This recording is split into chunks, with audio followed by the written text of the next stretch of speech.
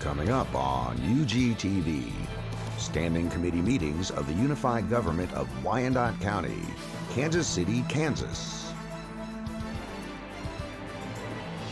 We begin with a meeting of the Public Works and Safety Standing Committee. This will be followed by the Administration and Human Services Standing Committee.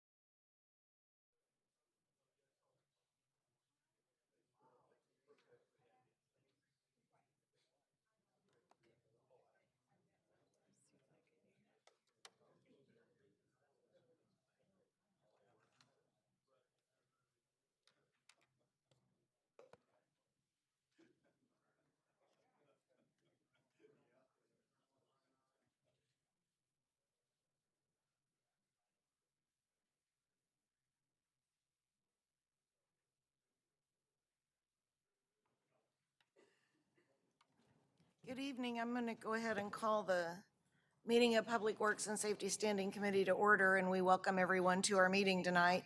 Public comment is welcome. You can speak on any item as that item is presented to the committee, and when that item's up for discussion, you can have up to 3 minutes and come up to the podium and be recognized. We would just ask that at that time you speak directly into the microphone for accurate recording purposes. Could I have the clerk call the roll, please? Roll call. Groneman? Here. Philbrook? Markley? Here. Kane? Here. Johnson? Here. Bynum? Here. Tonight we have revisions on our October 21 agenda. We have under item 3, we have additional information that will come forward with Jeff Fisher, Director of Public Works. And first item of business tonight is approval of minutes of August 26 meeting. Is there a motion? Move to. Second. So we have a motion and a second for approval of August. All in favor say aye. Aye. Any opposed? And the minutes are approved. So 3 items on our committee agenda and 2 on the public agenda. First item is donation of a fire apparatus, and we have Chief Callahan here. I'll recognize Chief Callahan. Thank you. So we were approached by a volunteer fire department from Birmingham, Missouri, about a possible donation of a fire truck, really a Quint that we don't have any utility for any longer. So we need commission approval to make that donation. It's a 2005 Seagrave. It's got about 106,000 miles and 9,300 work hours on it. It's worth about $5,000. So we're requesting to donate to them. They have a volunteer fire department. The amount of labor it would cost us to get that rig up to speed would not be worth it, because at the end of this year, the NFPA recommendation is that that rig would be taken out of service anyway. They happen to have a couple of diesel mechanics that are volunteers for their fire department, so their labor would be free to fix the truck up for their use. Any discussion on the commission? Move to approve the donation of the fire apparatus. Second. Okay, we have a motion and a second. Roll call, please. Groneman? Markley? Kane? Johnson? Aye. Bynum? Aye. And Markley. Aye. Bynum? Thank you. That motion carries. Thanks. Thank you.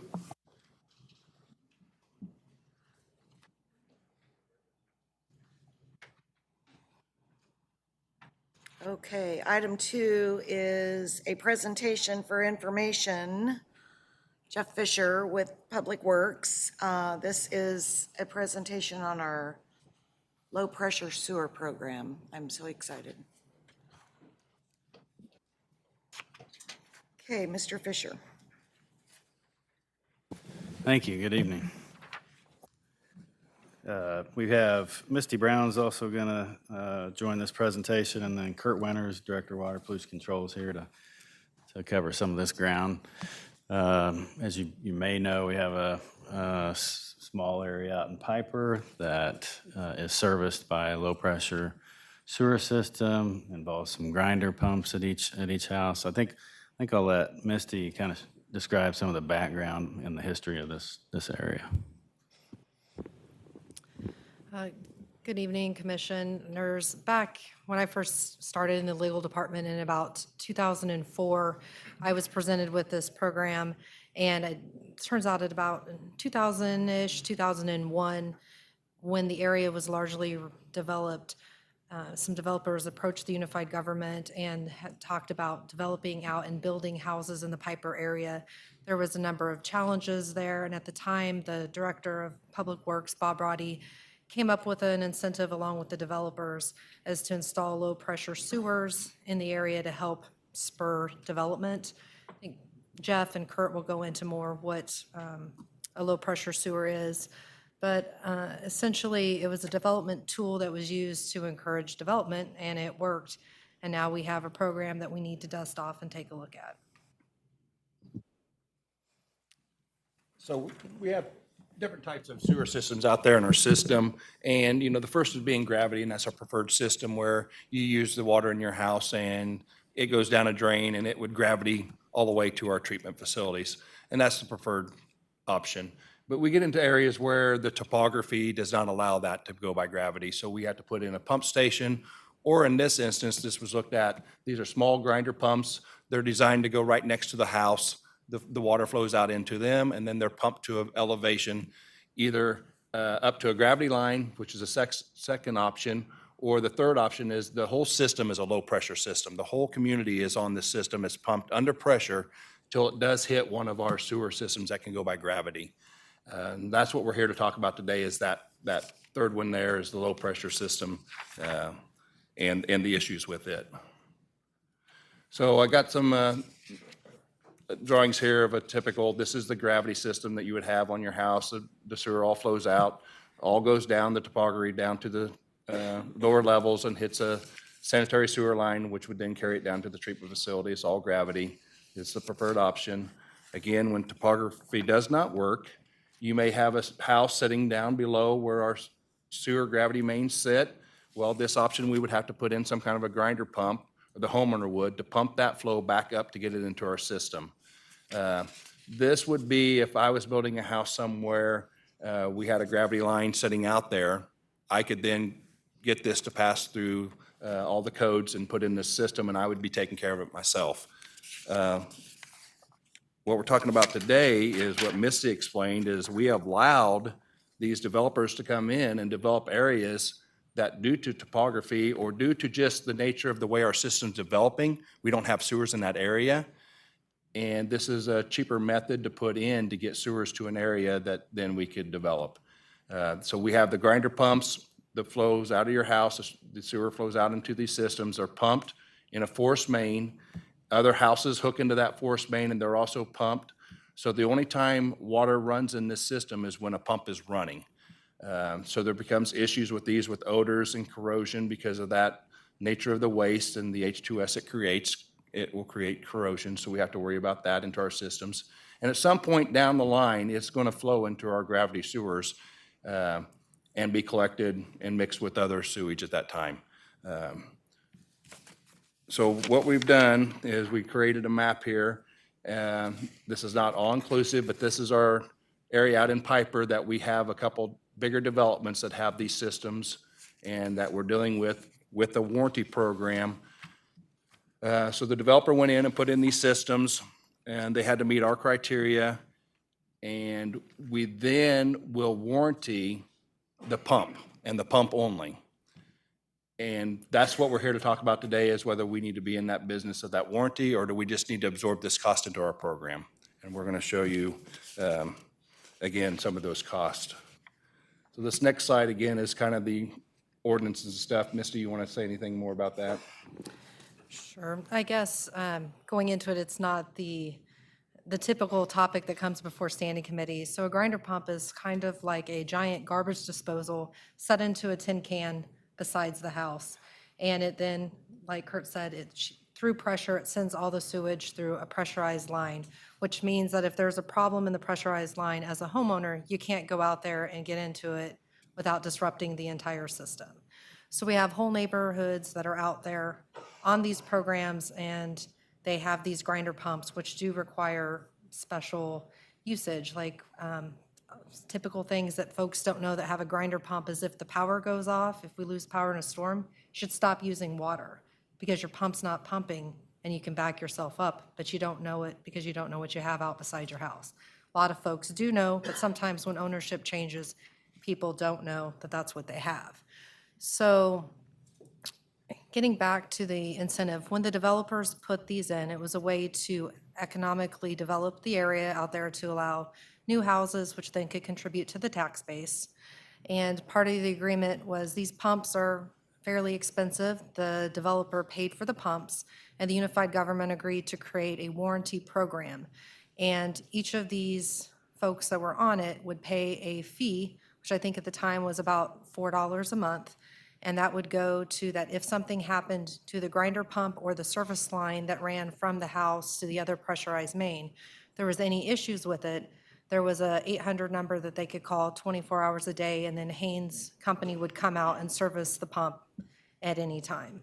And the folks that opted into the program signed up for it. They signed agreements. They were filed with the Register of Deeds. And some folks chose not to opt into the program and didn't pay the fee. As years have gone by, some of the pumps have started to fail, which they do. And other issues have become apparent with it. As our sewer rates have went up, the cost has went up as well for the monthly maintenance fee. And then, just like anything, sometimes some folks realize that's what they had. Their pump failed. They were looking at perhaps a $5,000 or more replacement cost for the pump.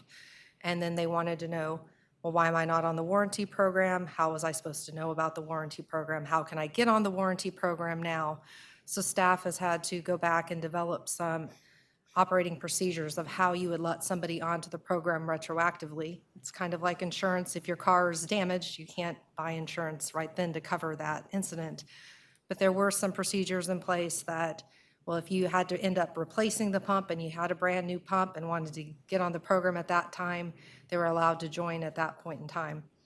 As you can imagine, as these systems have grown and residents have changed hands several times, it's become a bit onerous to manage the program just with staff time and watching, various complaints and keeping track of who owns the property and how to give them the proper notification.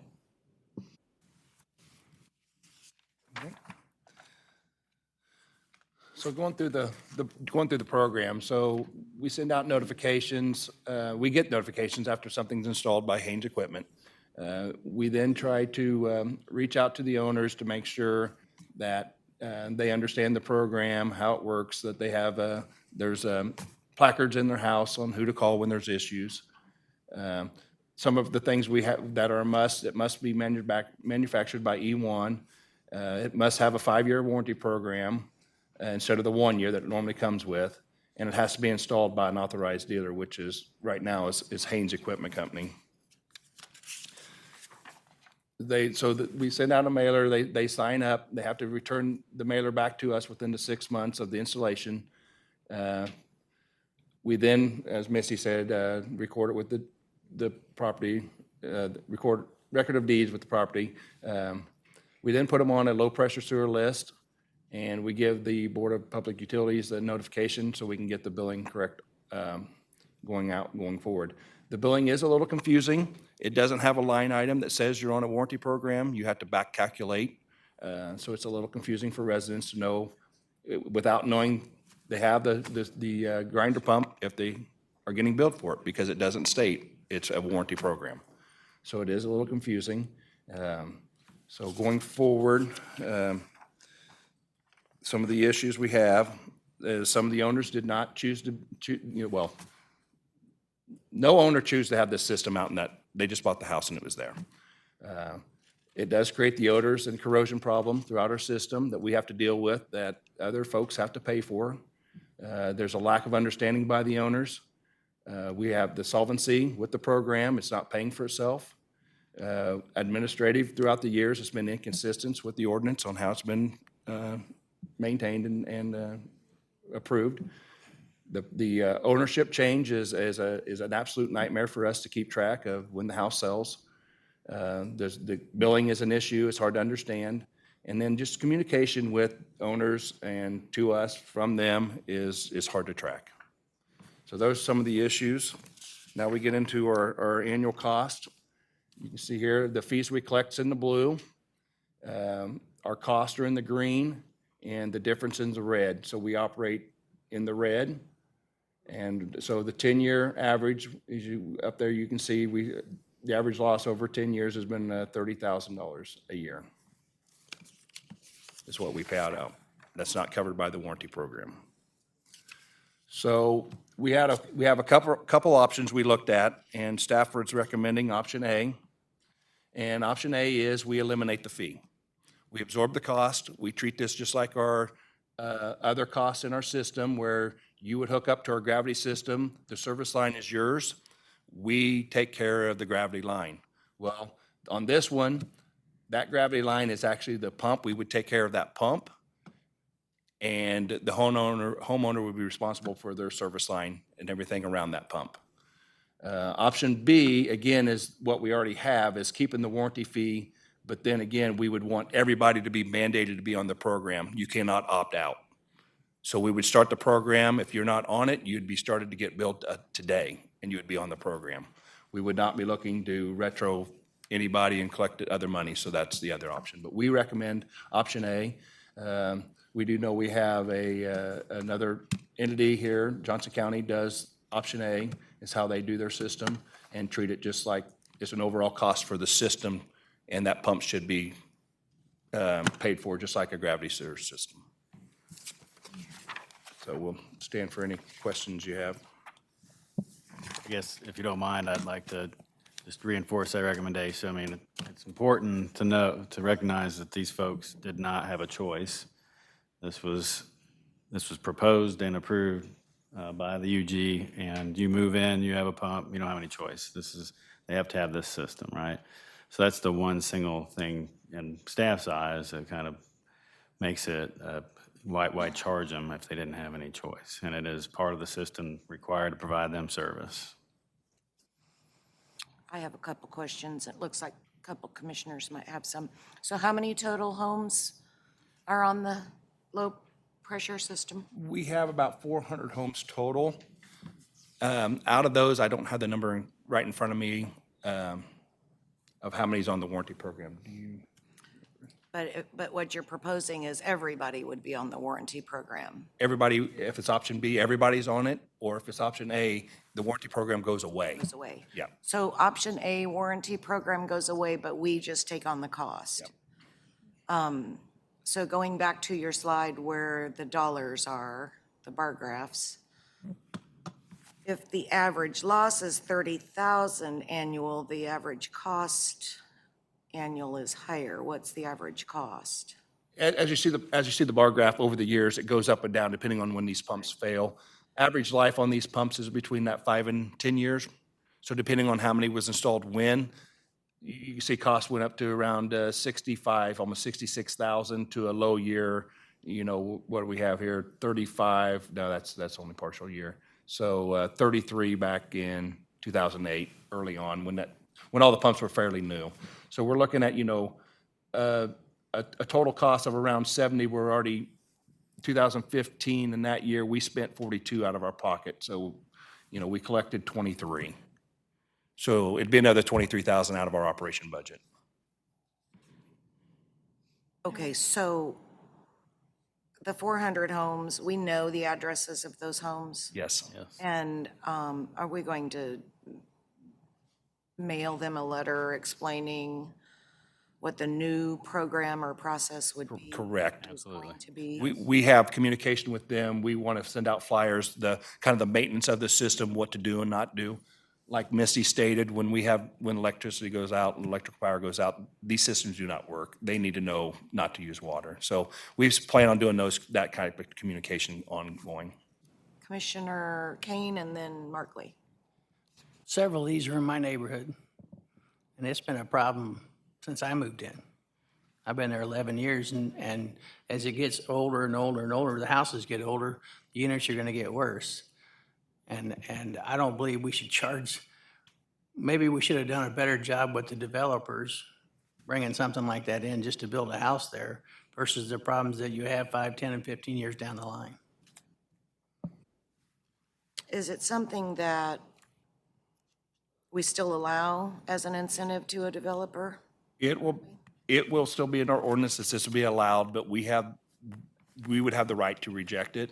And we would put in, one of that is we're going to look really hard at some things that are in our ordinance that are not being upheld that we got to look at. The odor control is a big part of that. These are causing problems downstream, so the houses are not getting the odors. It's where that system's tied in are paying for those odors.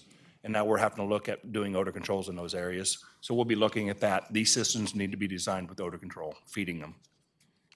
So it's another cost for that developer. So that will drive that cost up and maybe look at that gravity line may become reasonable now.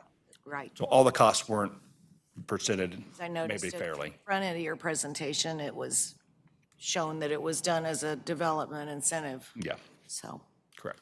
Commissioner Markley? Well, you asked several of my questions for me, but I'm just wondering, as part of the advantage to option A, just the ease of administration? Well, it certainly will reduce this one's difficult to administer. There's a lot of, as you saw, a lot of flaws with it. So folks didn't have any choice. It's difficult to administer. We believe it's the right way to go for the folks. Oh, I was going to say, it'll make the billing process easier too. Okay, I need some guidance. I have some questions. Oh, yes, of course. Commissioner Johnson. Just want to be clear on what's being offered to us as an option. That option is going to increase the cost to the UG, correct? If By you go about- option A, About $25,000 a year. a year? Okay. That's what I want to know. How much was that going to cost us more a year? Yeah. Is it in totality $25,000 a year? It'll be an estimate. Again, it'll all depend on that year, how many failures happened on average. These things will last between 5 and 10 years, depending on the use of that system. So again, it's hard for me to sit here and tell you it's going to be exactly 25, but we're going to be in that range. What we've seen throughout the year, as we calculated and as we show the graph. So that's been the range so far. As you replace these, they get a new 5-year warranty at no cost to us. So anything happens, they're repaired or replaced on the manufacturer. So again, that's one reason we have that stipulation. They have to have the 5-year warranty, not just the 1 year. So. Okay, any other questions or comments? Any comments from the audience or questions? Need help from legal. It's an information item or a voting item? It's an information item where a staff is looking for direction from the commission. And I would point out too that we do have an ordinance in place, and that ordinance states that when these systems are installed, everybody that has one of these is in the program and everybody is to be paying the fee. There was some pushback on that, and so some folks were allowed to opt out, and so that wasn't enforced. So the direction staff is looking for is, let's revise the program in some way, and it could be a different option that the commission might like, or let's enforce our existing ordinance, because right now it's just not sustainable to continue what we're doing now. Let's just revise it. Instead of going backwards, let's go forward. I think that'd be the way to go. To eliminate the fee as well. Yep. So I think we have, consensus around option A, and it sounds like we're going to be drafting a revision to an ordinance and bringing that forward. We are going to do that. Okay. All right, so that's information only. And the next item, I think you're staying here, if I'm not mistaken. CMIP 2020 and major capital criteria. Okay, thanks again. Like has been standard practice, the county engineer, Troy Shaw, is going to highlight next year's CMIP only. And then Robbie Anderson, over here to my right, is our asset manager, and he's going to lead the discussion about how we select projects for the CMIP in future years. Okey doke. Thank you. I'm going to make this pretty quick because you guys voted on the budget, so you're aware of what's in it next year. So I'm going to highlight a couple major projects, and then you can feel free to ask questions about any other ones you have. To start with, as we know, Leavenworth Road is still under construction. Phase 1 was completed. I think they've got a couple little punch list items left to finish up, but they're pretty much done with Phase 1. Phase 2 is under, utilities are relocating right now. BPU has started out there with electric, I know for sure. And we will be moving into construction late next summer, early fall, when we get that open. So look forward to that and getting that project done. Couple of big wastewater projects, the Walcott Treatment Plant as well as the Cop Point Biosolids Project. We've talked about these in the past, but they're pretty much on schedule as planned. We've got contractors on board and we're moving forward with those as well. Turner and I-70, many of you heard about this. We're currently in the process of selecting a design-build contractor with KDOT and KTA, as well as FHWA funding. We should have that selection at the end of October, and at that point, we'll be able to get into the design and get a better schedule. However, the schedule is laid out in the RFP that they will be done, substantially complete by mid-October. So we'll be moving really quick once we get started for that project, but we're expecting that they start turning dirt late winter, early spring, but the exact schedule will be determined once we get the design builder to start designing. And then a couple of building projects, the fire station at Hutton and Leavenworth, currently underway and expected to be done into the first quarter of next year. And then same thing for the Juvenile Justice Center in the first quarter next year, both of those weather permitting. We're hoping to have a good winter and we can get a lot of work done. So that's all I have for the big projects. I do want to note that with part of the budget for 2020, you approved additional funding for concrete pavement or a concrete program to go along with our pavement preservation. So we will be seeing additional curb and gutter replaced with our pavement preservation next year, as well as you approved money for alley improvements as well. So we will be taking a heavier look into alleys and working on a program to improve those annually as we move forward. So I do appreciate that extra funding, and I think you'll see that as we go forward with our pavement preservation. We have a few other projects. If you have any questions, I'd be glad to answer anything specific about other projects, but I just wanted to note a few of the big ones. Yeah, thank you. Troy, the I-70 and Turner Diagonal, you might have already said this and I might have just glazed over, but how long do those projects typically take for that size of a project?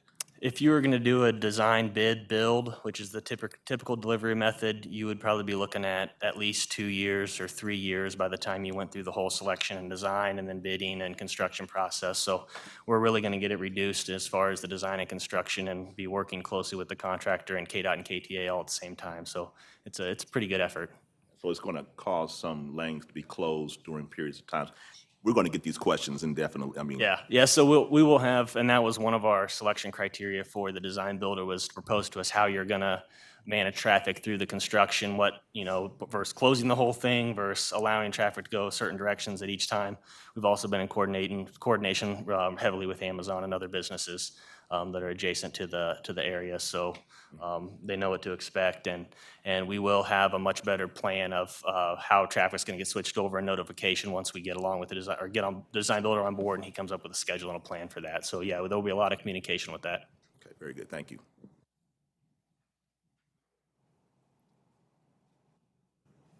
Okay. Are you going to move through the next section here? Robbie Anderson's going to take over the next one, so. Yeah, so I'll just give a quick intro. I think in your packet, you have a few documents to hopefully help you understand what we're going to try and do here. We're just really being suggestive. This is very open. Very much would like to have your feedback on how we design this process, but I think it's important that we do design a process and a system for how we evaluate and determine what that CIP looks like every year. So Robbie's going to hit on that a little bit, and then hopefully we'll have some good discussion about that. Good evening. Just a real brief outline here. We're just going to cover why we need some help in trying to outline how to prioritize projects. We're going to outline some of the benefits of our suggested route, and then cover some of the suggested policy changes, and then run through a few brief descriptions of those, and then we'll have an open discussion. So just to be very blunt, our infrastructure needs and wants are very expensive. And we want input on how to help in the capital selection process. Want to prioritize the projects based on a matrix score. We have identified the criteria already outlined in the existing policy, and we just want to make some additions to that. The goal being to meet the commission goals while accomplishing our own goals to deliver great services to our community and be good stewards of the taxpayer dollars. Some of the benefits of transitioning into a weighted matrix score would be to include objective and targeted approach to CMIP project selection, along with transparency in the project selection process by seeking input from the UG Commission and the Planning Commission. We believe that this would complement the priority-based budgeting process, or PBB, that has been going with staff here at the UG. And deliberate and strategic approach to infrastructure grants so that we'll evaluate projects based on their merits alone, not just if they have been awarded grants or have the potential for grants. They'll be considered, but that we would understand the score of a project on its own merits. And some of the other benefits would be to provide a greater certainty in the 5-year CMIP, which would allow for us to have better project coordination between internal and external stakeholders. By allowing to see into the future a little bit further, we can sequence our activities and coordinate with outside utilities and have proper staging of projects.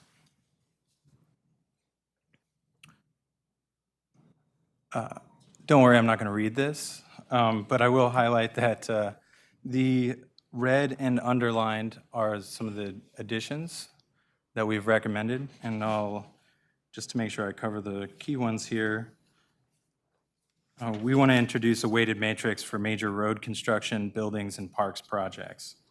The weighting of the criteria will be set with guidance from the UG Board of Commission and the Planning Commission. In addition to the impact on other projects, the project's ability to be sequenced appropriately, both internally and alongside external stakeholders' capital projects, should be considered. And a list of criteria that are data-driven would include population served, capacity needs to network, community sites, commerce, master plans, safety, infrastructure, condition. And these are just suggestions. We're seeking feedback here. So what this would look like is if I gave you 100% and you could divvy it up across this, how would you weight these different concepts or criteria? And we'll come back to this at the end for the discussion. So just a brief walkthrough here on our capability to meet the existing policy guidelines. We can do research into potential impacts of projects. So what would the impact of a road project be on adjacent property values? To do this, we've already started exploring the financial impact or the real estate impact of some of our previous CMIP projects. And we can also outline whether or not there's a return on investment related to the funding of a particular project. To help meet the goals of the policy, we also have been improving our ability to coordinate internally.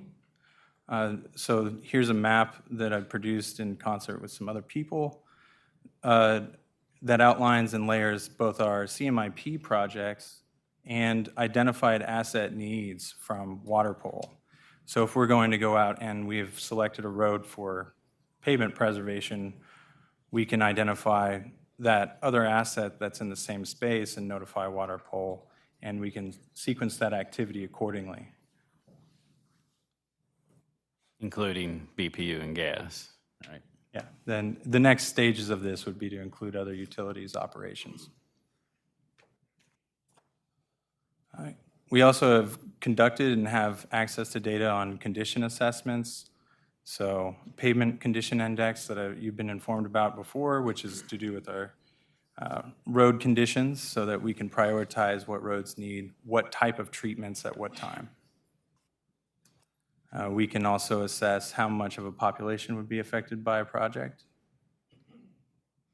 And we can assess the capacity needs. On the left here is average daily traffic, and on the right is a map of motor vehicle registrations. So the vision here is that we'd like to be able to sequence activities, start to identify project areas that have mutual needs or areas of mutual interest to different stakeholders. We'd like to ask some questions here about the maintenance activity in concert with capital projects and the minimum for a capital project. I know this is a concern to Jeff. Is that $200,000? Is it beyond that? And then we want to score projects at their face value without regard to the grant applications. And then we want to create a rank order list of the projects so that we can provide a stable CMIP. So to return back to that matrix for discussion. Yeah, so really would like to get two things out of this discussion. One is what's the right criteria? And then once we kind of have some feedback on that, we would, the idea would be we'd send this body an email with a survey monkey and allow you to score, to weight each of those criteria. And then we'll take that from this body and from the Planning Commission that we'll have a similar discussion with in November and sort of average that and see what those right weights are for each of those criteria. Then we would apply that to the 4 out years of the existing CIP and the unfunded list and see how all those projects score and might rank, and then provide to the full commission a report in early December. And sort of go from there. If once we kind of work the bugs out of that, then we would have a final CMIP, I think, in February for the next 5 years. It's important to know there's an existing policy. We're enhancing that policy. And then using this system to determine what that CMIP needs to look like. That would be the extent of the involvement would be. What are the right criteria and what are the weights for those criteria? And we'll take any questions. Commissioner Markley? So I really appreciate this. We've been, I feel like, inching toward this since before Jeff even joined us, because at that time we had budget issues and we would have this list of projects and there was no ranking at all. And it was put upon the commission to decide which project should get cut when we had no frame of reference. So then we started seeing the rankings show up in our budget, and that's been helpful. And I think this is just the next level of that detail to help us to see which projects should be moving forward and which projects should have that higher priority. I'm really glad to see safety added in your suggestions as a, I feel like Mike Kane. I'm really glad to see safety added in because, you know, we often have complaints about streets from residents where it might not be the most well-traveled street and, you know, the pavement may be okay, but people are flying off the corner into somebody's yard every week. So that's a problem and it needs to be addressed at a different level. So definitely I'm glad to see that one added in. I think your other suggestions are very good as well. I think probably I don't know how much detail other commissioners want, but I'd be interested to know how we're figuring up some of these as we get into more detail. And there are probably other commissioners, I won't name names, who would also be interested in that level of data. Yeah. Commissioner Kane?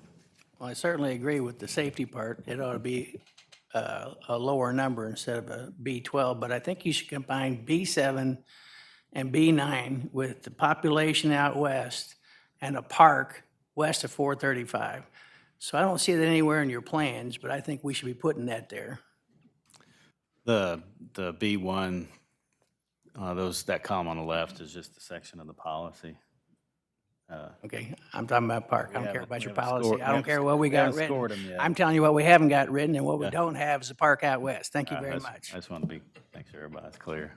It's not a score. Johnson, anything?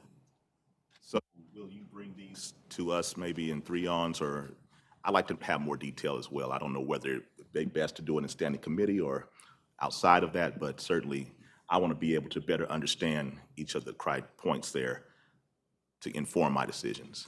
Okay. Maybe I don't think we're going to do any rating tonight. I think No. we're going to look at CMIP and the out years.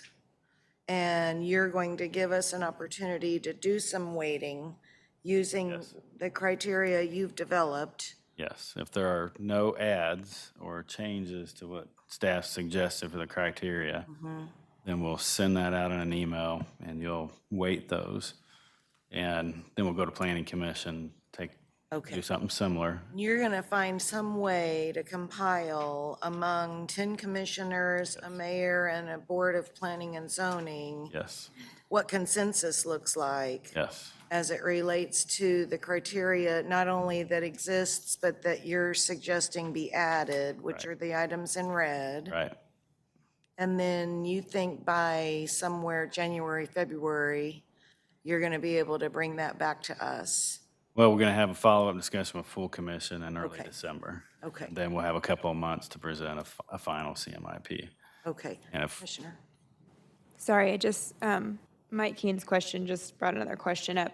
So we're talking about weighting, and we're talking about weighting all projects using the same percentages, but like parks projects, would they be in the CMIP? yes. Yes. Because we're not gonna, I'm glad you said it. It is. the safety of a park project, I mean, there's some weirdness there. I feel like they're always gonna come out on the bottom because some of these are sort of inapplicable to adding a park. I mean, your capacity needs, Yeah, but it's safety. probably going to be score high in a couple of the other areas pretty consistently.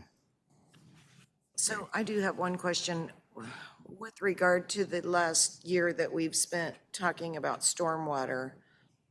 I know that you've identified the top 4 or 5 projects Right. chronologically Right, that you believe need to happen in this community to deal with stormwater. yes. So is that factored in? It's not, they're not scored, so we're proposing that we don't include stormwater and wastewater because we've already outlined a stormwater plan and we've locked in on certain projects in that order. And then wastewater is much influenced by the consent decree, so we just kind of leave those alone. But what we would do is that when we're considering road projects and parks projects and buildings, that we're considering those stormwater and wastewater needs Okay, and to make sure we're leveraging projects right. okay. Commissioner Kane? How many of those stormwater projects are west of 435? I don't recall, I don't think any of them were. I want you to say that louder. I don't recall I don't, that you recall don't have any of being them west of 435. correct. However, some are in your district. One. Um, One. Yes, sir. Okay, so does, Mr. Groneman, any questions, comments? Does anyone, do we understand what's going to happen next? Because this is also an information item. Okay.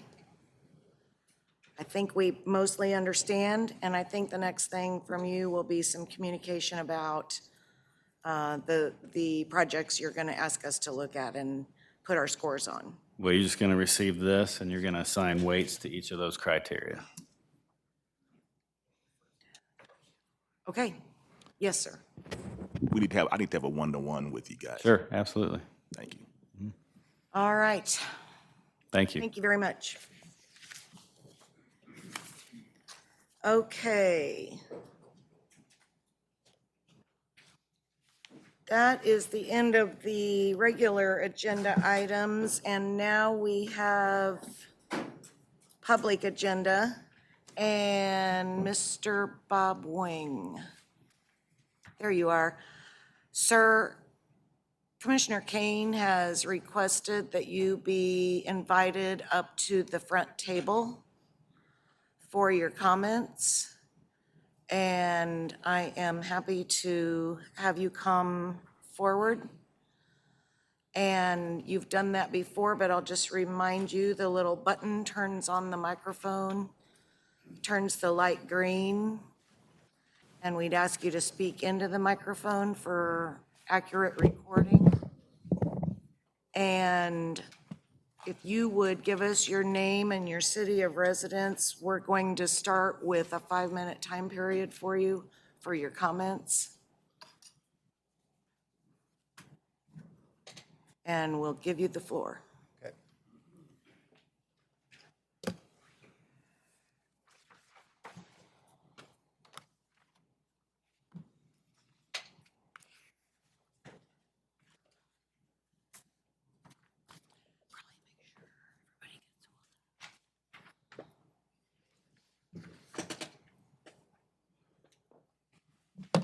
Thank you, Madam Chairman, members of the committee. My name is Robert Wing. My business address is 7540 Leavenworth Road. I am currently the state president of the firefighters, Kansas State Council Firefighters Union, and the current business manager of the International Association of Firefighters Local 64 here in Kansas City. I'd like to thank all of you for allowing me to take up a couple of issues that have been longstanding and I think need to be addressed by the committee here. They involve the staffing of the new fire station, which was pictured in the prior presentation at Hutton Road and Leavenworth Road, and the continuing fire station issues in Kansas City, Kansas. And by continuing fire station issues, I'm talking about structures that, quite frankly, in some cases are not even livable. And I think it's time to come to this committee. I was at a meeting of the commission several years ago under the prior fire administration, and Commissioner Bynum, you were correct when you instructed that administration, these types of issues start with this committee and go up to the full commission from there, so that's why I'm here. The document I passed out is the current labor agreement that is really the charge that brings me here, and under Article 35 at the bottom of page 49 and then the top of page 50, what is going to be addressed here stops with line at the end of line 6, the term 1710 standard. But what the language says, just for those in the audience, this is a joint labor management process to analyze the fire department, and it's been ongoing for some time. And factors to be considered in the analysis and in the development of a comprehensive master plan for the development include, but are not limited to, the following: station locations, including potential new stations and renovation and expansion and/or closure of existing stations, deployment of manpower and apparatus, response times, and safety of fire personnel, and consideration of the NFPA 17 standard. Now, members of the committee, what brings me here is a notification or a call that the firefighters received from the fire staff stating that City Hall wanted a recommendation, or what the committee was going to be recommending as far as moving a fire apparatus existing from the urban core, from inside the city limits or the city itself that exists right now, to man the new Piper Station. One, I take exception to that because that undermines the committee work. Our charge was to analyze through data compiled over a period of years that we have disseminated to all the commissioners to this point. Every one of you, I believe, has every document we utilize to make this decision and recommendation to you all. Commissioner Groneman, I don't think you have, but I have. I would be very happy to provide you with all the documentation. So with that, I will not speak for the department, but I will speak for the firefighters. We took exception to that. It undermined our work. And quite frankly, it's not the first time that City Hall has interfered in this committee's work, just being very frank about it.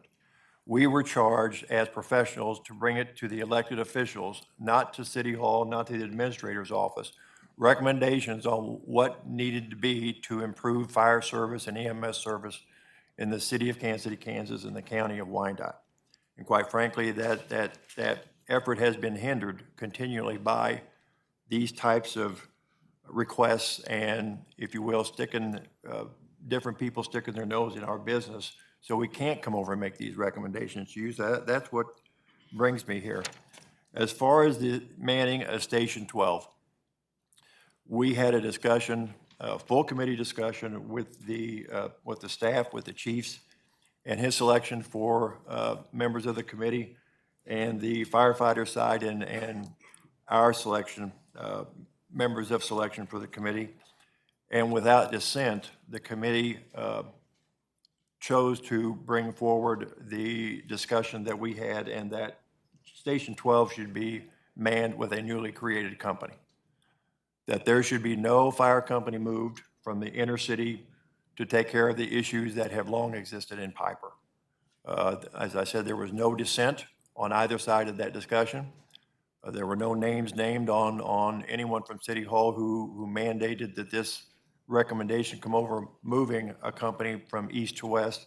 But quite frankly, all the data that we have, none of it supports that type of movement.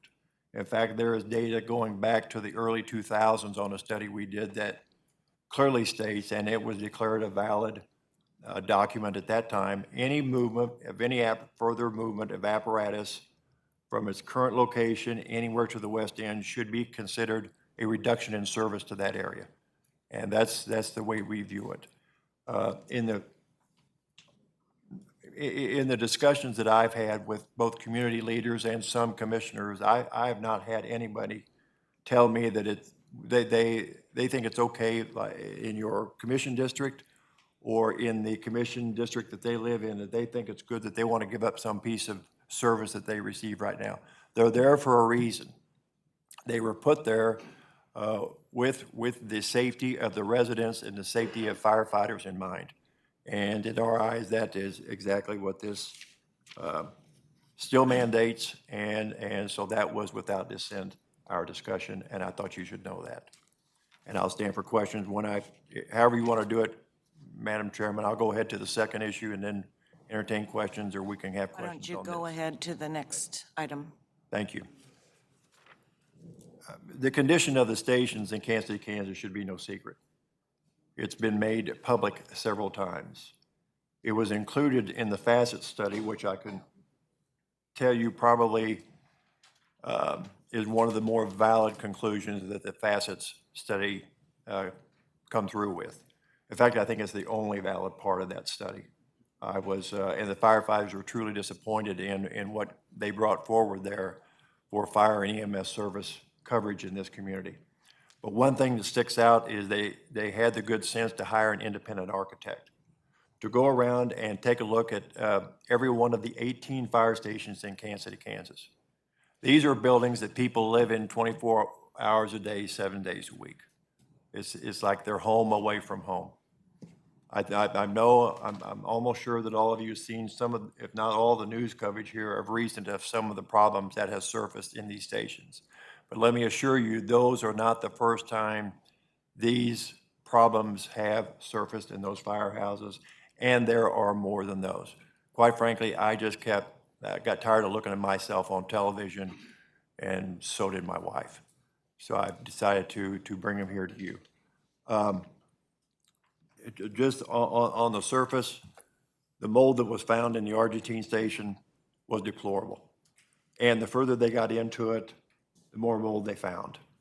That has existed before in that station, and obviously has a health risk, not only to the firefighters who live in that station, but to the steady traffic that comes in and out of there because of it sits in that city park.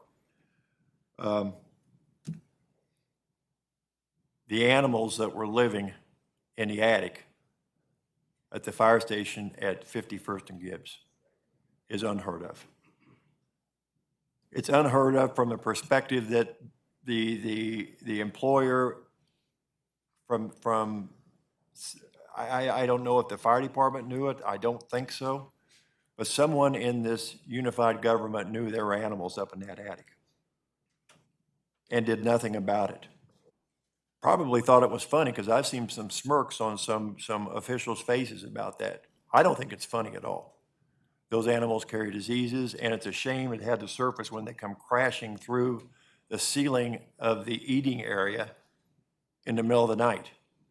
And the firefighters had to corral those things.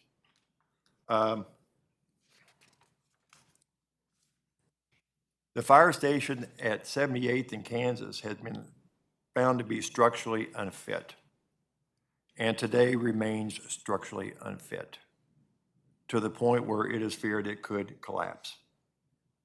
And that is stated in the facet study. It has been looked at by the internal people here in the city, and they've recognized there's a problem out there. Mr. Wing, Yes, ma'am. could I interrupt you for one Sure. moment? Are we timing, are we at the end of our time, and do we need to extend time? I would extend time. Okay, we need a motion. Motion to extend time to complete is what he's talking about. Second. Okay, thank you. I just wanted to, for the record, I'll say aye. yes. So we have a motion and a second to extend Mr. Wing's time. All in favor, say aye. Aye. Thank you. Thank you. I'm coming to the end anyway, Commissioner. Commissioner Bynum, I know you go up and down Leavenworth Road every day. That's your district at large. I see you out there. But something as minor as a retaining wall on the south side of the firehouse at 81st and Leavenworth Road, which has existed for years and has not been repaired, is an eyesore. If that was someone's private property in this community, I'll bet you codes would be out there citing them and get that wall repaired in some way, shape, or form. Now, that's as minor a problem that hasn't been taken care of within our structure of firehouses. And I'll assure you there are many more, specifically in that building, as you well know. I applaud you for the interest you've taken in that Leavenworth Road corridor, and specifically the public buildings and the firehouses along Leavenworth Road. But that just glares at you as you drive by. So I have witnessed the last few nights, the last week to 10 days, the interest in the ballpark out there.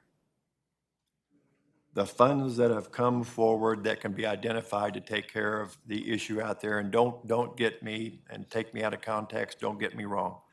That's an asset for this community. I think it should be preserved. I think that is an entertainment venue that needs to continue to exist. But as we identify in this community, as quickly as that has come about, funds that can go forward to make sure there's a baseball team here, and that we not only keep the stadium that the UG owns the way it is, but can find money to improve it, but 15 out of our 18 existing firehouses don't meet code, I think it's embarrassing at best. I think it's embarrassing at best. And I'm speaking as a taxpayer. So I know we're talking about money here. In some respects, we're talking about serious change, okay? But this is due to an administration who has underfunded and under-resourced the fire department for a period of years.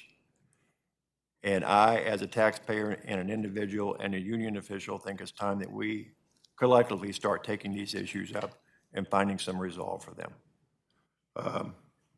I've given ideas out before publicly, and they have just been ignored, I think, by the different individuals, be they elected officials or fire department officials or leaders of the community that could start to remedy these.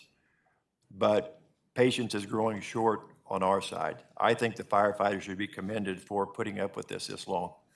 You know, in Kansas, Missouri, they had this problem some years ago. It took two ladies filing two separate federal lawsuits to get Kansas City, Missouri off the dime. Kansas City, Missouri bit the bullet. They passed the sales tax, and they can be proud of their firehouses over there now. And the morale of their firefighters is tremendously better than when they lived in the buildings that, quite frankly, we're living in right now. So with that, that's what brings me here. I thank you for your time and attention, and I would stand for any questions.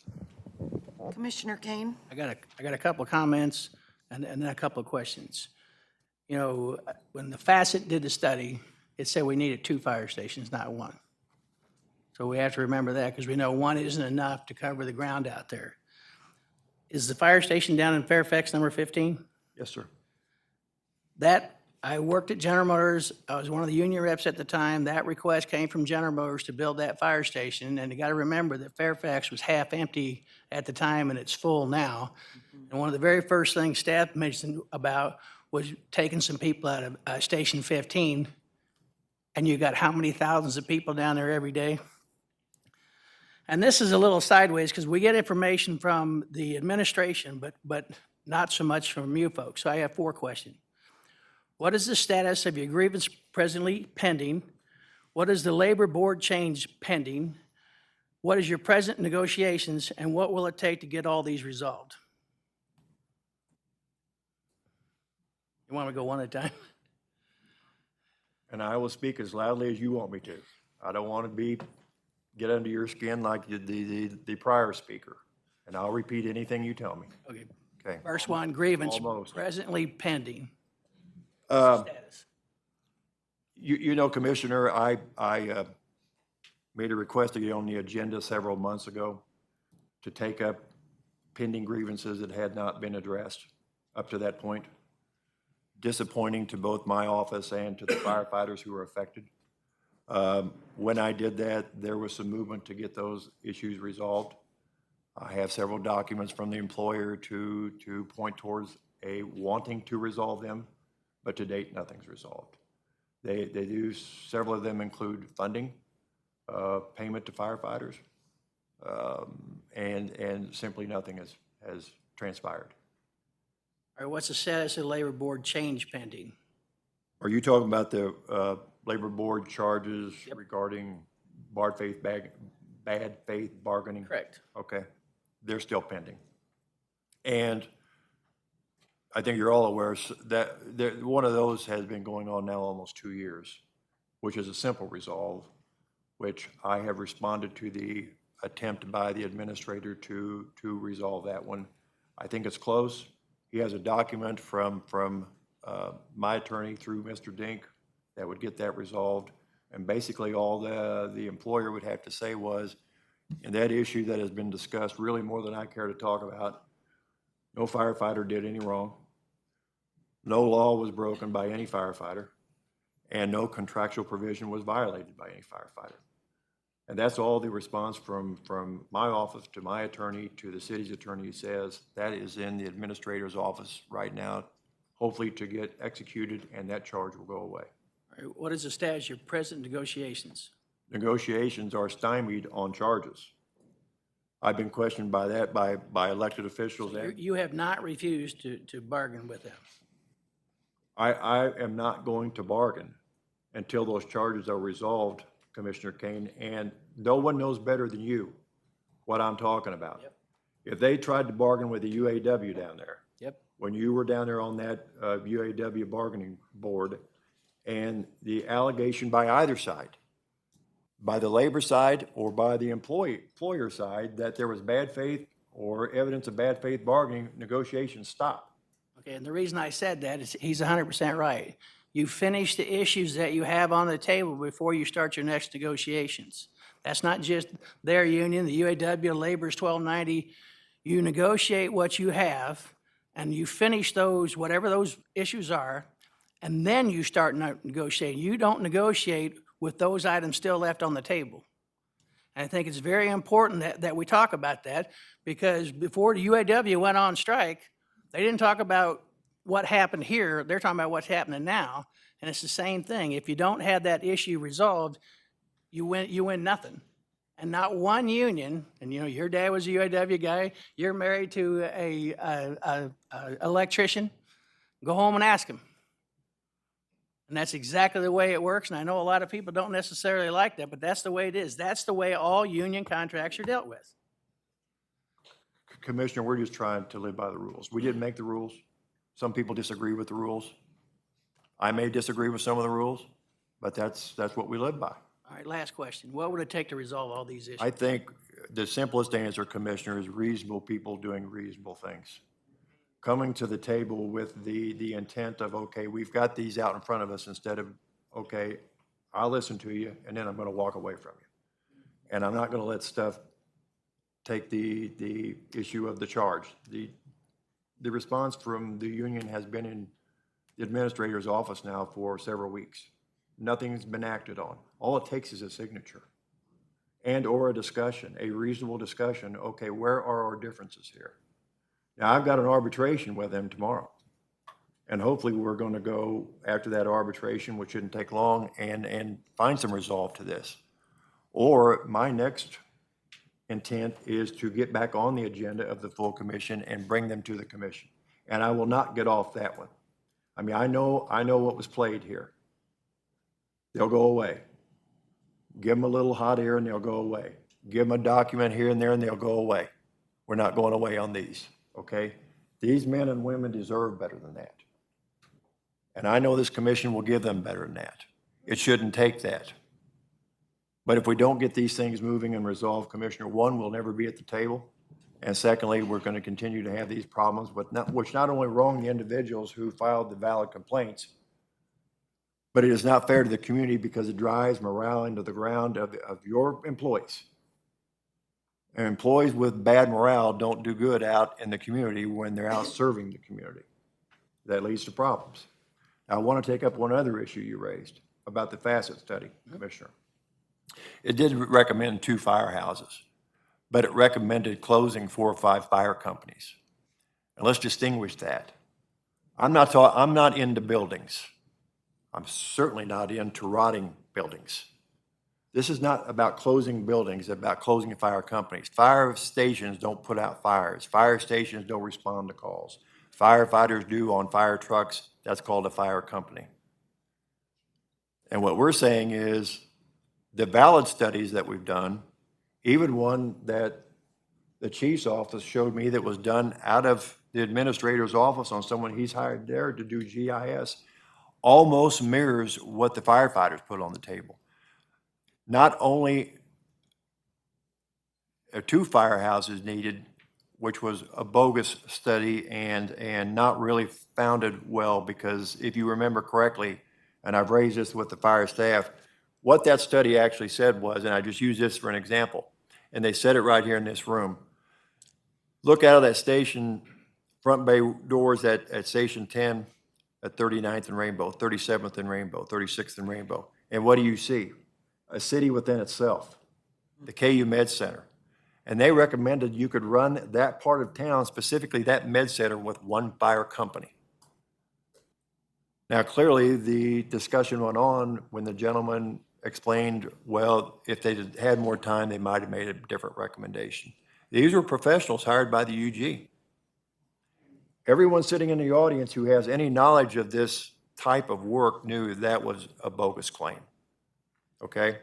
So what the document that I understand is coming out of the administrator's office and what the firefighters put on the table and was given to each one of you is that a minimum of 4 to 5 firehouses are needed in addition to what we have right now. And specifically, the fire response times and the load over in the south end is horrible. And you only have to go to our document to find that. And then when you go to the one that come out of the administrator's office, it says the same thing. So, Commissioner Markley, as you discussed with the firefighters, you've been told the next firehouse is going to be built in your district, I think in the park. One, that wasn't a determination of the committee. That's been a determination, once again, undermining the committee's work by somebody else. We didn't make that recommendation. Not saying it's not needed, but it's just a good illustration of what has not been adhered to regarding this agreed upon document. Because our intent and our discussion should be, what does your district need as a whole? And you need much more than they're telling you. And I'm just, You have done very well, and I commented both to you and Commissioner Bynum on you going into the firehouses to find out what's wrong. I'm here to tell you there's more wrong than you can see on its face. And so the fastest study, Commissioner Kane, was a dog and pony show at best. And we put no faith in it at all. And we're not using it to make any of these determinations. So, Mr. Wing, in the essence of time only, Sure. and I appreciate what you've brought forward, Thank you. but I'm compartmentalizing. I see a lot of compartments. Yes. This document that you've given us a copy of speaks to the committee that you're referencing Yes, ma'am.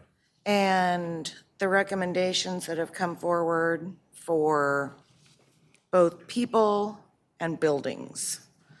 But then I'm hearing you say that what we've heard to date so far that I don't know is in any sort of stone about the plans for the fire stations coming in the future weren't part of this committee's work. Am I hearing that correctly? Because we have had laid out for us like a 10 to 12-year plan. We know that we need the new stations. Everybody agrees we need the new stations. And I would say, just real quickly, to both police and fire, I do believe dilapidated buildings are not helpful to morale. But I also think what I see is a fire department and a police department that works and works hard and works with passion, regardless of the state of the building they're coming out of to do that work. So I'm not negating its impact on morale. I just think we happen to have a quality of people that do their job anyway, in spite of. So I would just add that to that piece of the conversation. So we have had a presentation, I think, to this committee from fire. It was easily a year and a half ago. We've had some discussion about the 10 to 12-year plan for replacement of stations. We're hearing from you tonight. We've renewed our EMS sales tax, fortunately, a year ago on the ballot. We tonight talked about our CMIP and the ranking system and the weighting system. So all of these things to me are going to fold together. I would appreciate maybe more presentations like this that are planned for on the agenda as agenda items so that we can all be prepped and ready to have those very serious conversations. There's no question, as the prior presentation said, our wants are many, our needs are many, and our dollars are fewer. So we all know that we balance. We balance all the way through. What we're trying to do is balance more than 1 year at a time. What we're trying to do is make a plan that's viable. So, and I appreciate the labor questions that Mr. Kane has brought forward. And, you know, I don't have an answer for those types of items, although I appreciate the discussion. I'm just wanting to sort of wrap this up, if you will, not by brushing it away, but by saying that we've got to look at what have we done so far. And I think things like renewing the EMS tax was a statement from the community that it's worth supporting.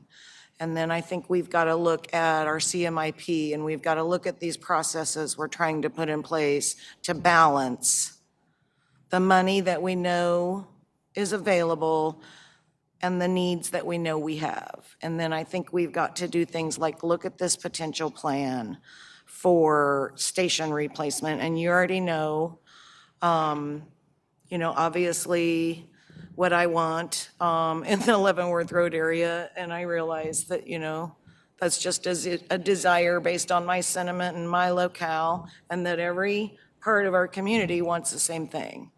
So with that, Commissioner Kane, Mr. Groneman, is Commissioner I Johnson? think the only thing that I would add to that was the discussion with regard to the manning piece, minimum manning. I think you said it very clear to me once that just because we build a new fire station, that, you can just assume that that doesn't include an increase in man hours and personnel. Yes, sir. And I don't want to get too much into labor or anything like that, but that information as relates to the manning of a station and being taken away from other stations, I think is something that heightens my awareness. I think I need to hear more information from the appropriate parties with regard to that. I don't know that I've been given enough information to even speak intelligently about that, and that's something that I want to hear more about at some point. So, I actually think that they should, we should have a special session on with all the commissioners here. I do too. And with staff, and let them tell their side of it. We don't have to have a war. We just have to have a meeting to get off first base. that's a great way to do it, in my opinion. Commissioner Yeah, Merkley? That was going to be my thought as well, that we're hearing sort of the committee, and we're hearing staff, and we're hearing administration staff versus fire staff. We need to get everybody together so that we can hear the whole story all at once and get an idea of where we're supposed to be heading. And I would just say, at a very minimum, this is Public Works and Safety, so I am going to thank you for asking to come and talk to us, because I remember as well what you're referencing when I was sitting as a member of the full commission and very unhappy that something was in front of us that had never come forward through this body. So I appreciate that. If it's a full commission discussion, I'm fine with that too. I think maybe you're opening up a conversation that needs to be had more fully I agree. and among more people. So agree. with that, I'll thank you Thank you. for coming and for your comments. I think it's always important that we hear be happy from to come you. back. And absolutely, and we'll the just invite. be in touch. Yep. Thank you so much. Very good. Thank you. We have one more public appearance, and that is, and I'll just give you a second here to collect, and we'll move to our last item on our Public Works and Safety agenda. We have, there you are, you're right there ready for me. Thank you very much. We have Desir Mank. Ms. Mank, thank you for coming, and I would ask that you speak directly into the microphone and give us your name and city of residence for the record, and that you'd have 5 minutes. My name is Tasir Mank, and I stay in Wyandotte County. I do want to say we have an awesome-looking fire department in here, by the way, shout out. But I am sad to hear Mr. Wing saying that they need all of these repairs, and we just gave the T-Bones $1 million and a year of help on their BPU bill. So that's not safe for our firefighters. I seen that news report, by the way, and I seen the critter on the table that it came through the ceiling. If you guys didn't see it, please go look at it. So I wanted to talk about that kind of blew me away, the firefighters.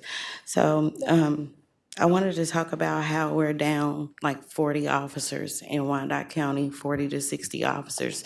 And I just kind of was given some ideas, not to put down our police department, but to give them some ideas on maybe to recruit, maybe go out to the college, maybe have a barbecue, maybe have some basketball games with the community versus the police department, something to kind of build a trust with the community and stuff like that. Sorry.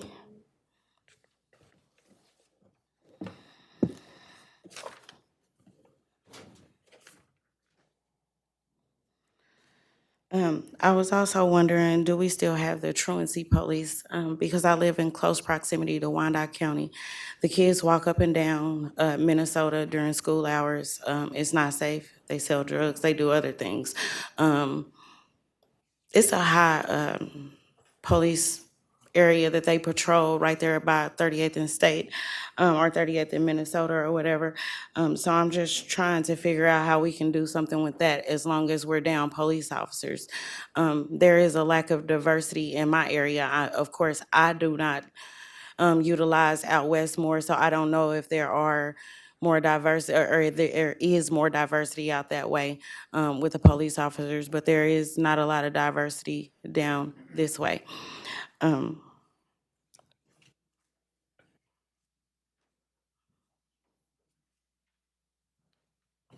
I also wanted to bring up the BPU issues that some of the residents are having with BPU, since we have a BPU person here.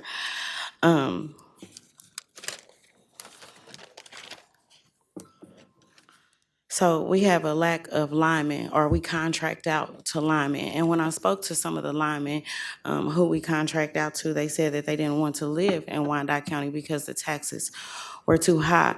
So how do we continue to contract out to different linemen in different areas? It seems like we're short with the fire department, the BPU linemen, and the police department due to high taxes, due to various other things that are going on in the community. But I'm just trying to figure out where you guys are kind of headed with that.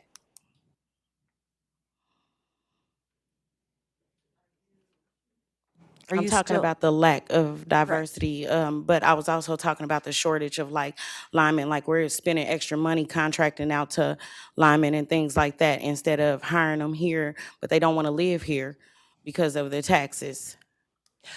Are you still making your statement, or are you No, concluded? I was asking you a question, Ms. Bynum, like, are we headed? I just wanted you to take your time. Yes, ma'am. Because you have 5 minutes, and make your statement.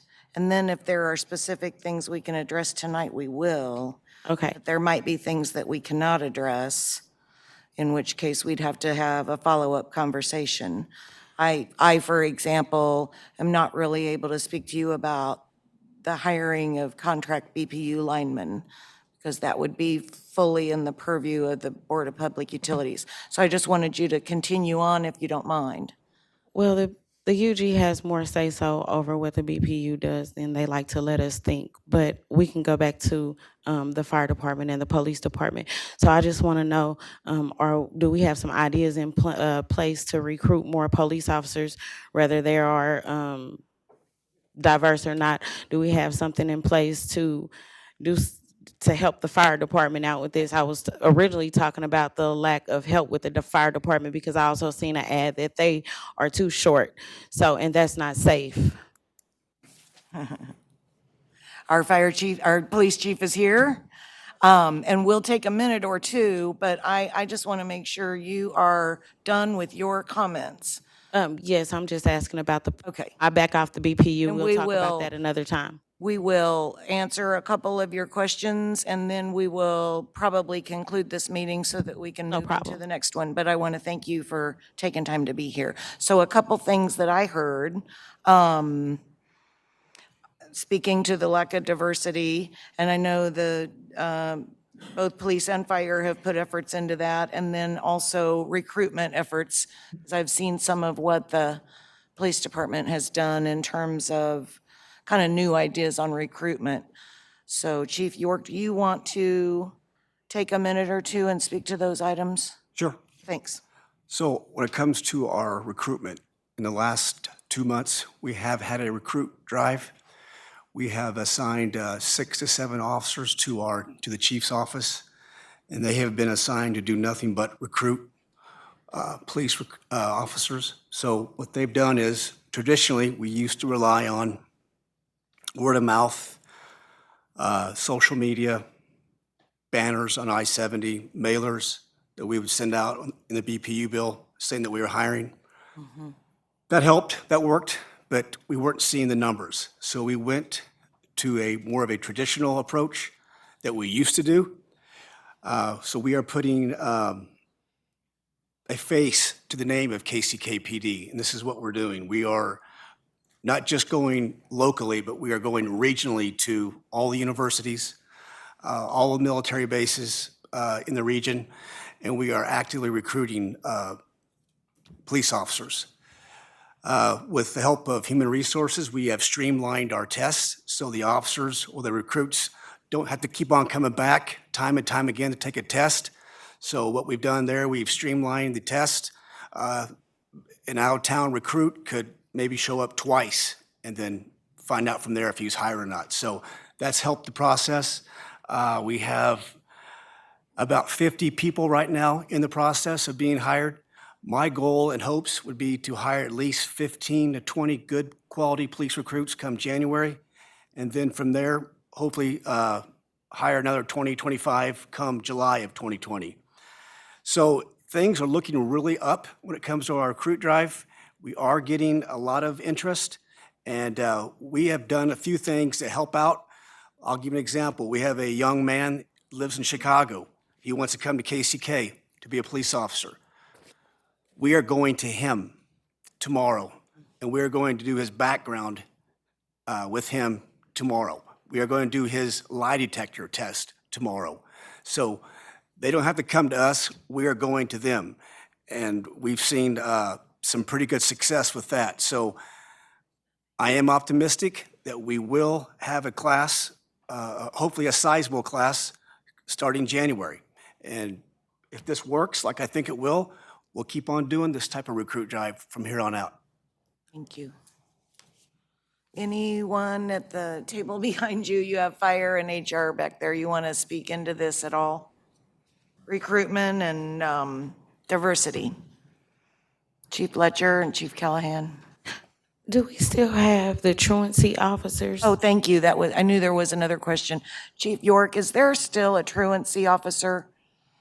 I'm not sure that we ever had a truancy No, ordinance. we have school resource officers that are assigned to various schools like Turner, Piper, and Bishop Ward. Am I correct that we've never passed an actual ordinance around truancy?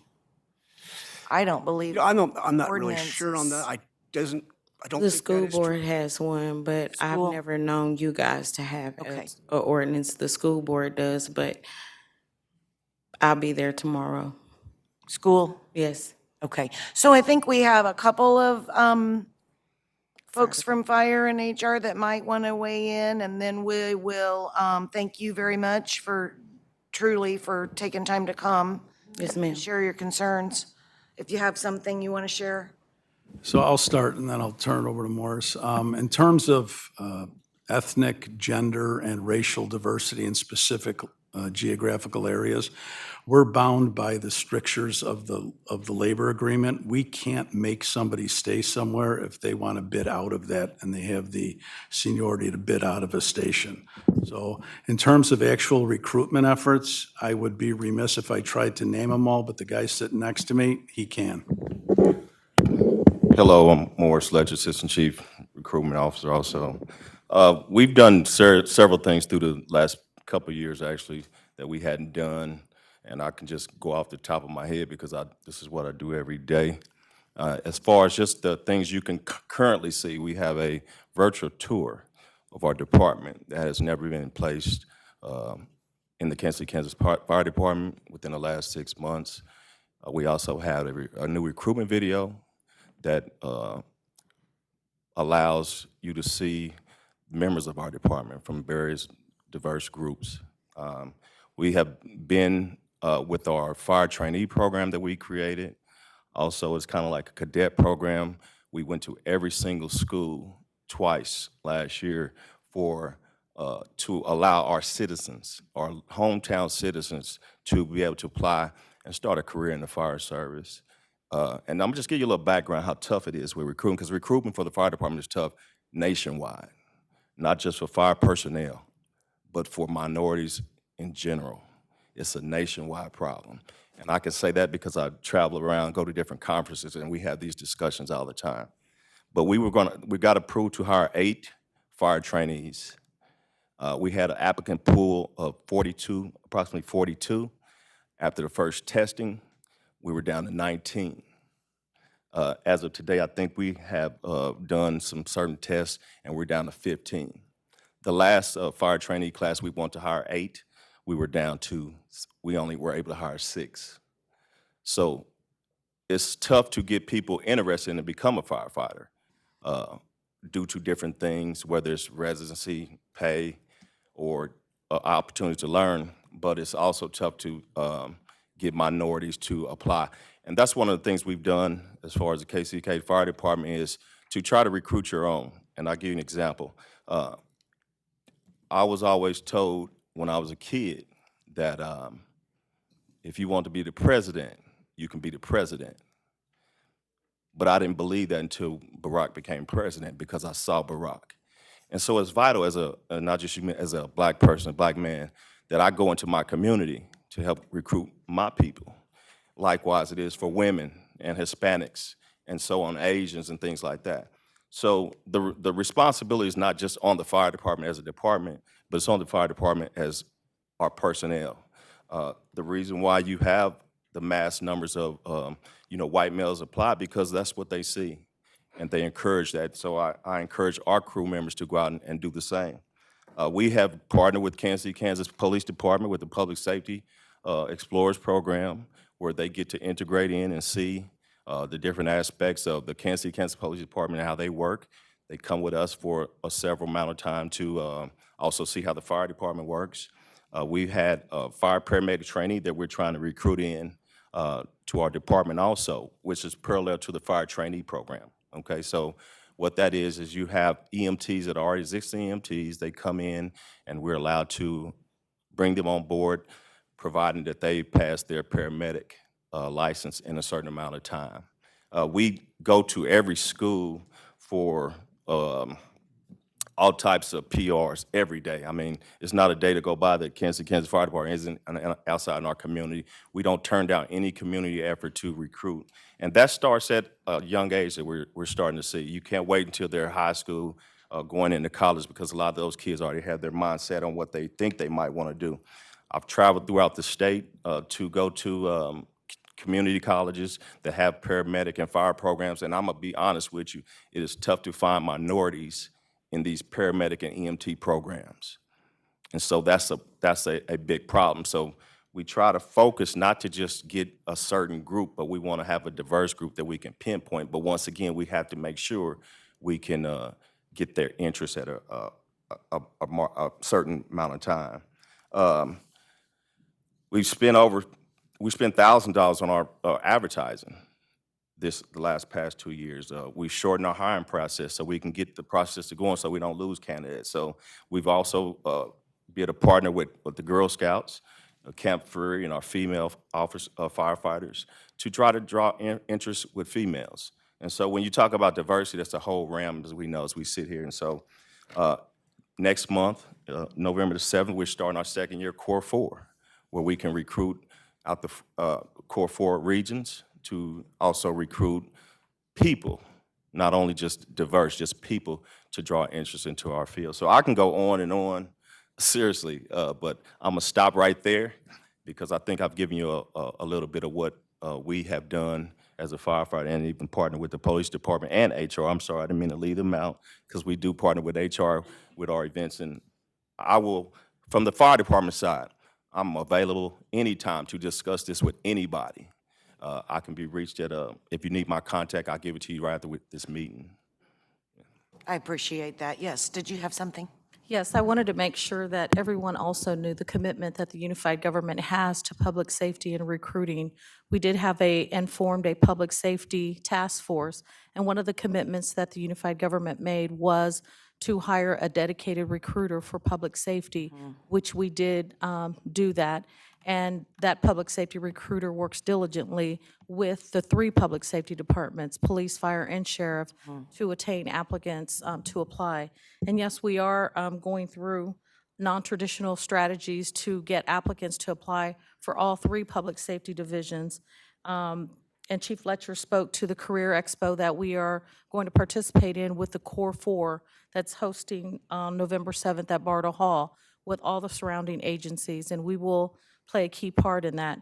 In addition to those, we've been holding open houses at the Police Training Academy. We've been participating in KC Prep, where our employees actually go and they meet with high school students and middle school students to talk to them about different careers in public safety, as well as other career fields in the unified government. So we have extended a lot of things. We've also created our own UG Expo that we held last April, and invited members of the public to come and visit with UG departments to find out more about our careers, and we're working on our second one. So we've really done a lot to reach out to the public, and we're hoping that, we've done mailers to all the churches in Wyandotte County asking for their help as well. So we're pleading with the citizens to help us recruit, because that's the only way that we're going to be able to fill our positions. I appreciate all of that from all of you, and thank you for coming and being ready to help us understand more about what we are doing. And I'll just say that we stand ready to help you in any way that we can, because you are, I think, we have to move sort of to outside the box ideas on this. Commissioner Johnson. No, you just took the words like literally right out of my mouth. She is good at that. But I will say this I am so committed to seeing what you all are talking about. I'm telling you now, I will commit my time to assist in any way, to be present in any way, to do that. We are an international community. We have people from all over, from different nationalities here. That comes with the challenges, and I do believe this is a long play. So first of all, I want you all to continue to do this and don't get discouraged. I think that we have to continue to stay focused on this, and let our young people know that there is a path for them as they grow up to be, one of the heroes of our town. So again, I just want to extend my assistance in any way that if it can be of assistance, I'll be there. And just want to let you all know that I'm with you all. And thank you very much. And Ms. Menk, thank you very much. And I think that concludes the Public Works and Safety Standing Committee, and we will adjourn as this committee and open as Administration and Human Services, and I will hand it to Commissioner Angela Markley. We have a super exciting agenda planned, but if you don't plan on staying for that, just exit as quietly as you can to continue your conversations in the hallway.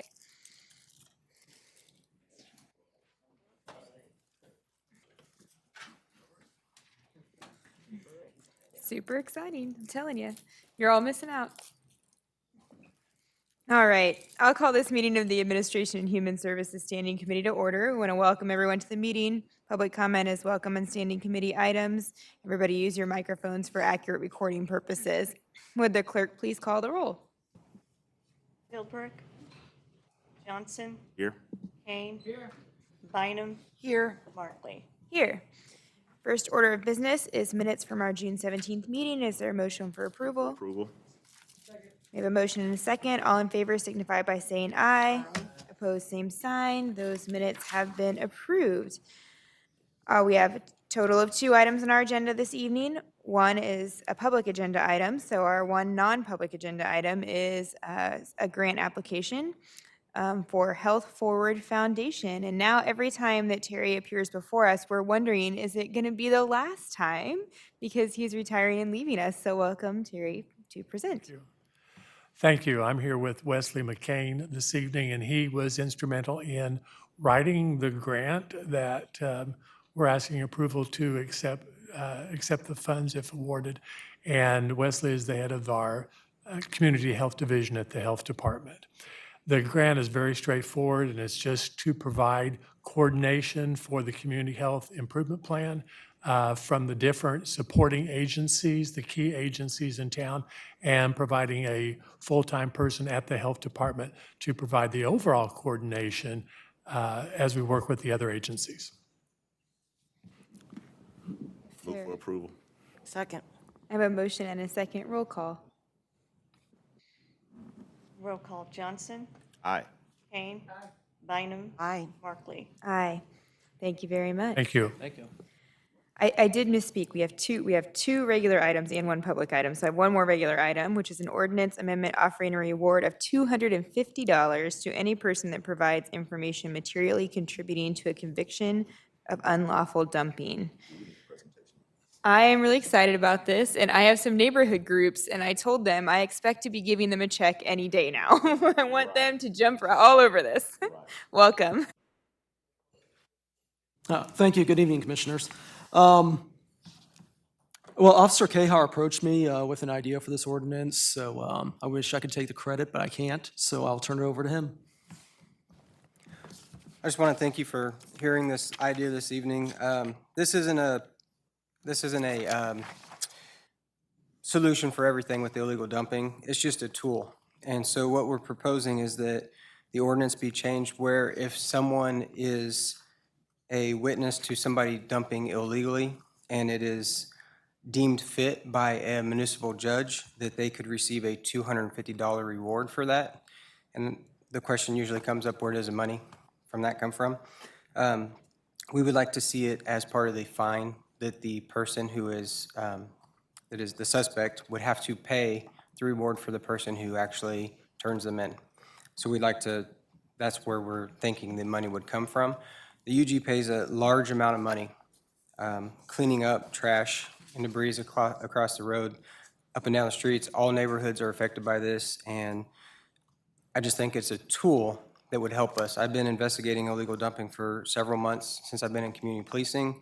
We're working on new ideas. There are several cities that have an ordinance that's kind of like this.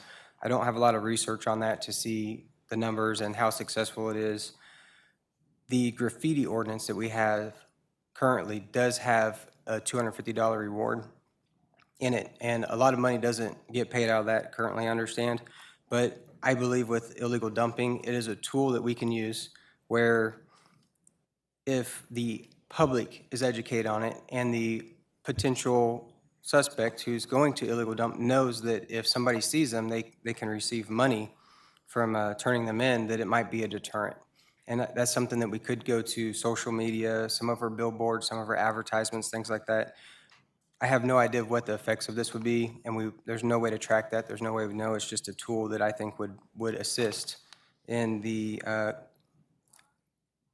with combating illegal dumping and the challenges that it brings. Commissioners, if I might, as a point of clarification, I'm afraid we cannot actually do the funding for this through a fine. Speaking with the finance department, it would come through, there's money in the community programs where there's typically a surplus that should be able to cover any rewards that would be offered. Commissioner Bynum? Just a quick comment. I appreciate, again, your thinking about a tool in the toolbox. And I know that, you probably spend a lot of your time trying to think, well, what could we do that might be a little different to combat a certain issue? And so I'm appreciative of the effort. I'm looking forward to collecting my $250. I live in an area where we have quite a bit of dumping, and yeah, nothing would make me happier than to have someone be convicted of that dumping that occurs in my area on a fairly regular basis. So I just wanted to say thank you for thinking about something that you're dealing with all the time in maybe a new way. So Move for approval. We have a motion and a second. Shout out to Don and Joyce Lawrence and Morris. Keep chasing down those dumpers. You're going to get money now. Roll call on the motion. Roll call. Johnson? Aye. Kane? Bynum? Aye. Barclay? Aye. Thank you. Very much. All right, our last item is the public agenda item. Item number 1 is an appearance of Ron Kelsey requesting that Planned Parenthood Great Plains or any related organization not be allowed to open a location in Kansas City, Kansas. Ron, please come to the microphone, state your name and city of residency for the record. You'll be given up to 5 minutes to make your comments. Just make sure that microphone is where we can hear you. Thank you, Madam Chairman. My name is Ron Kelsey, and I am proud to be a KCK resident. I'm actually in Commissioner Kane's district. I'm also the president of Planned Parenthood Exposed. Planned Parenthood Exposed is a nonprofit corporation dedicated to educating the public about Planned Parenthood. I would like to begin by thanking the commissioners and other officials for your service to our community here in Wyandotte County and KCK. As a KCK resident, I'm very happy to live here. I'm also grateful for the opportunity to address you regarding the efforts to stop Planned Parenthood from opening an abortion clinic in Kansas City, Kansas. We know that Planned Parenthood is interested in opening an abortion clinic in KCK from more than one source. One, Planned Parenthood had a lease on the property at 1854 Minnesota Avenue, which was canceled in September, according to the building owners. Two, on September 10th, Planned Parenthood stated at a public meeting in KCK that they were planning on a location within 2 miles of downtown KCK. And three, on October 2nd, Planned Parenthood stated at the State of Kansas Special Committee on the Judiciary meeting that they had talked with, quote, partners in the community, end quote, and that Planned Parenthood was excited about exploring options to open a location in Wyandotte County. Missouri has strong laws regulating abortion, and Planned Parenthood has reacted to this with a new Illinois mega abortion clinic that is Planned Parenthood's east bookend to what I'm calling the west bookend is their KCK location. So with Missouri having strict regulations on abortions and that, Planned Parenthood has put in place to bookend Missouri with abortion clinics. So the people from across Kansas and Missouri and other states would now come to KCK for abortions. Note that Planned Parenthood used a shell company in Illinois to hide its intentions during construction of that facility. Certainly, we strongly object to Planned Parenthood and its abortion business. We must never forget that abortion is the killing of innocent human beings, innocent unborn children. We should not want businesses that participate in this to locate in our community. Fortunately, abortions among Wyandotte County residents have dropped 50% since 2006. So they've gone from 749 in 2006 to 352 in 2017, according to the State of Kansas Department of Health and Environment's vital statistics. An abortion clinic in KCK is going to reverse this positive trend. As horrific as the killing of unborn children is, this is not the only strong objection that we have to Planned Parenthood.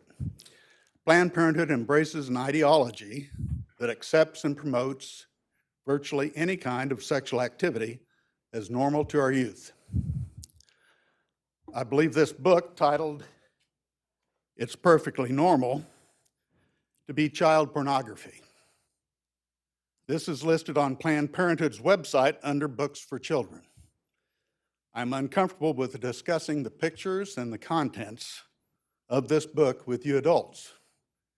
Yet this book is targeted to children aged 10 and up. And I will quote just one sentence from the book.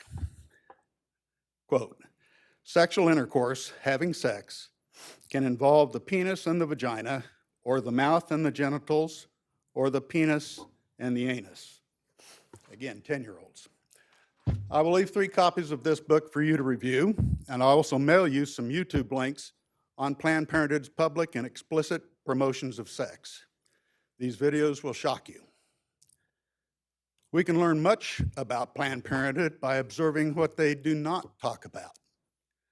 They do not emphasize virtues such as modesty, sexual purity, faith, abstinence, and saving sex until marriage. Instead, they prey upon the innocence of our youth. With abortion, Planned Parenthood emphasizes my body, my choice. They ignore the body of the unborn human being. They promote the intentional and violent killing of innocent human beings. Planned Parenthood kills over 300,000 unborn children in the United States each year. Planned Parenthood emphasizes the prevention of pregnancies and STDs at the same time they promote sexual activity. They fail to emphasize the inadequacies of the prevention methods that they promote and thereby create a sense of false confidence in our youth. Planned Parenthood claims to be the largest sex educator in the United States. The result of its education, I'm just about done, and the results of its education and epidemic levels of STDs nationwide, especially among teens. So their sex education is not working. We would encourage the UG Public Health Department to emphasize the value of abstinence in its prevention efforts. Certainly, common sense would strongly suggest that this should be a major focus to help our community. We should explore legal ways to exclude Planned Parenthood from our community. However, if we cannot legally exclude Planned Parenthood, we should use all available ordinances to regulate them. Additionally, can we create any new ordinances as a part of the new KCK zoning rewrite? In summary, this boils down to the values that we want to embrace in our community. As leaders, you are in positions of influence to help determine our values. In our democratic republic, values are debated and in competition with other values. It is up to we, the people, as to which values prevail. Ultimately, someone's values are adopted in laws and regulations, but these should not be the values of Planned Parenthood. To promote positive values, Kansas City Pregnancy Clinic has recently been incorporated and will locate at Mercy and Truth at 721 North 31st Street after adequate funding has been raised. Finally, we respectfully request that the UG mayor and each commissioner state publicly that they do not want Planned Parenthood in our community. Thank you. Thank you for your comments. Where would you like me to leave these for? Yep, you can bring them to that table there in the middle. Just leave them right there. Thank you. All right. Thank you for your comments and for your attendance and your patience as we got through both meetings. That concludes our meeting here tonight. Thank you, and we are adjourned.